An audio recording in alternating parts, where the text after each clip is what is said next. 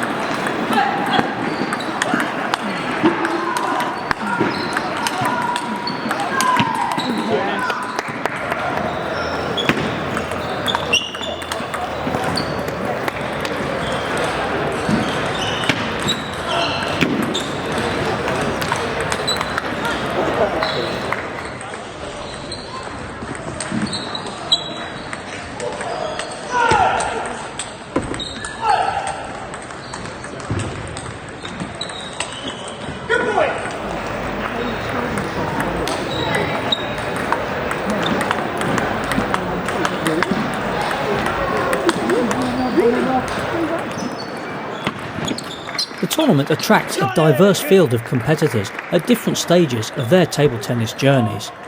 We spoke to Kelly Skeggs, a former top 10 player and Table Tennis England director, who is returning to the sport competitively for the first time in more than a decade.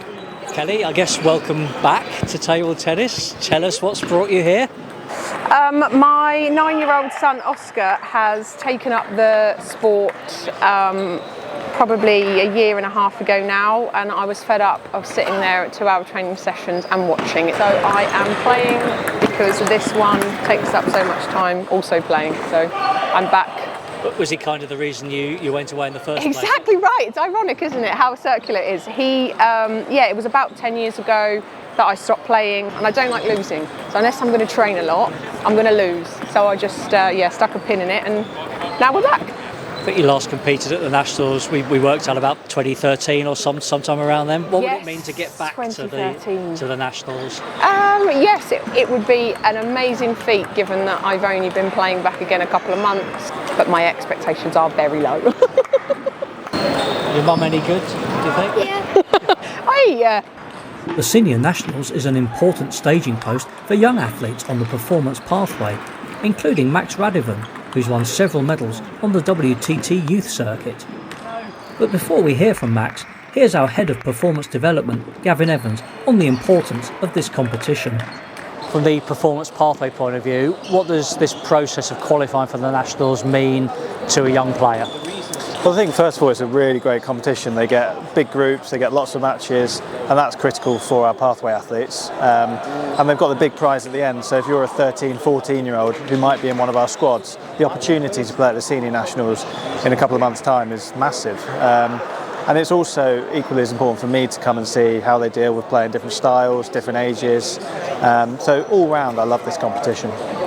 What does it mean to you at this stage of your career to qualify for Senior Nationals? I think it's good because I'm quite young, so I have many more years in the future to maybe automatically qualify or qualify again next year and the year after. So it gives me a good basic understanding of what it's like so I can prepare for the future.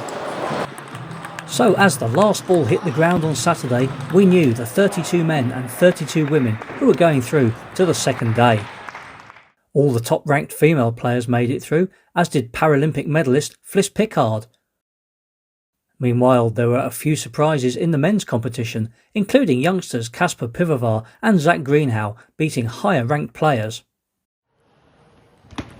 Day 2 is played under a progressive knockout format, in which the winners of the first round of matches advance to play other winners, and the losers meet others who also lost their first match. With this process repeated across 5 rounds of matches over the course of the day, This results in a final finishing order from 1 to 32. And remember, it's the top 14 in each gender who qualify for the Nationals. With a win in the first round, all but guaranteeing a place at the Nationals, the tension really ramped up.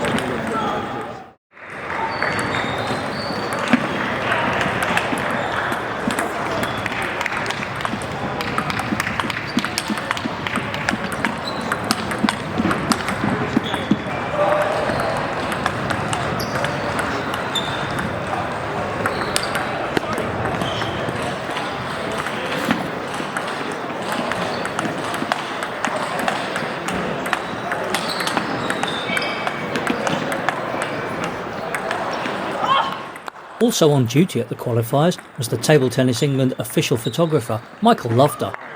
Michael regularly attends events across the country and is well known to competitors as he captures the action and atmosphere. So what makes the perfect table tennis photo? We asked the man himself to shed some light on his art. Michael, just tell us firstly how you got started taking table tennis photos. It started back in the 1980s, I think. When I used to write a bit for Table Tennis News magazine, then I tried my hand at photographs. Actually, that was in the days of film, so it was quite difficult with very grainy results, but the advent of digital has made it a lot easier. So how do you frame the perfect table tennis shot? Usually with difficulty, because people move around rather quickly. But the key is to focus on the eyes. Try and get as clean as possible the backgrounds, you don't want it too cluttered. And then it can mean a fair amount of work in Photoshop. Sometimes just cropping is enough, sometimes you need to blur the background to make the subject stand out. But there's a few tricks of the trade. Well, they say the camera never lies, but I think in the days of Photoshop that might not be true. That's not strictly true, but near enough.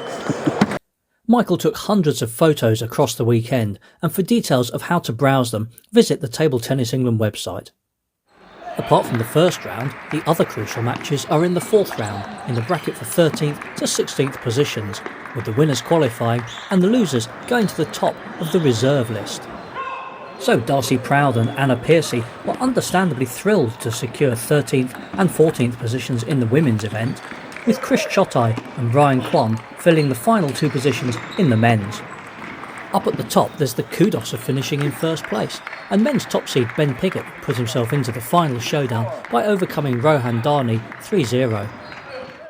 Number 2 seed Toby Ellis joined him as he dramatically defeated Joseph Hunter 3-2 with a 13-11 scoreline in the decider. In the women's event, Sophie Akred saw off Maya Sultan 3-1, and number 2 seed Rebecca Savage defeated Holly Holder 3-0 to also advance to the top 2 shootout. Cleveland's Piggott finished second in this competition last year, and he went one better with a dominant display against Ellis, winning in 3 straight games.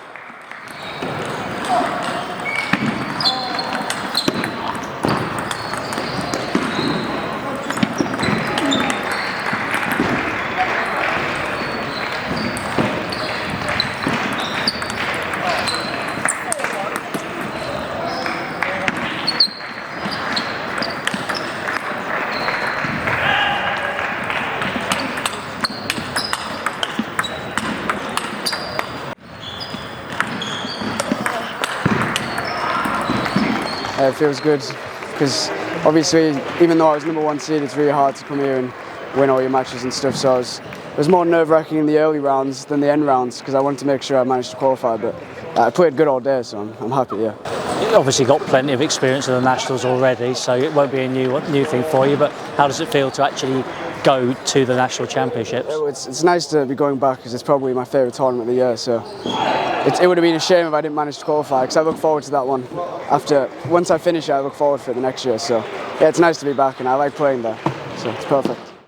The battle to finish as women's number one was an enthralling one, as Akred battled back from 2-0 down to force a deciding game.